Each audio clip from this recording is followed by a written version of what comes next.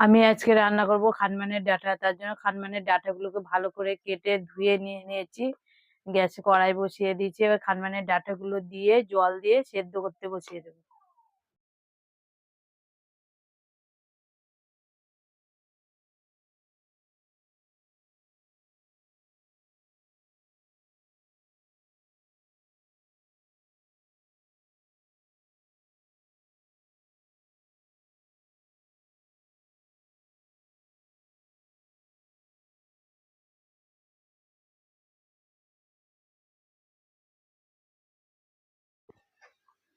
সেদ্ধ হয়ে গেছে, এবার নামিয়ে নেব।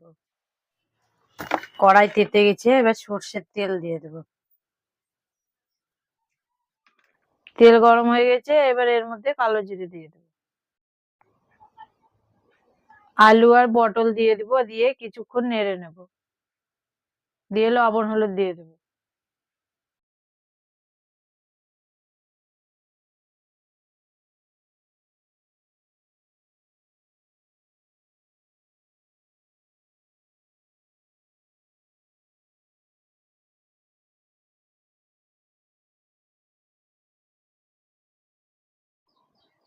এবার খানমানের ডাঁটাটাকে দিয়ে দেবো।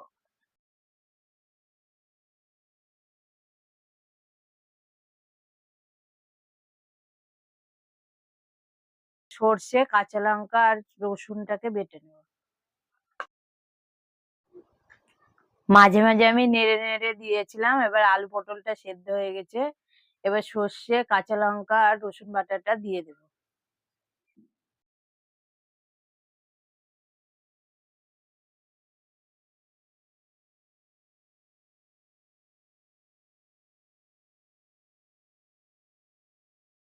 এবার চিনি দিয়ে দেব। দিয়ে ভালো করে মশলাটাকে কষিয়ে নেব। মশলা কষানো হয়ে গেছে, এবার খানমানের ডাঁটা রান্নাও হয়ে গেছে। এভাবে তোমরা খানমানের ডাঁটা রান্না করে খেয়ে দেখো, তোমাদের কেমন লাগে খেতে।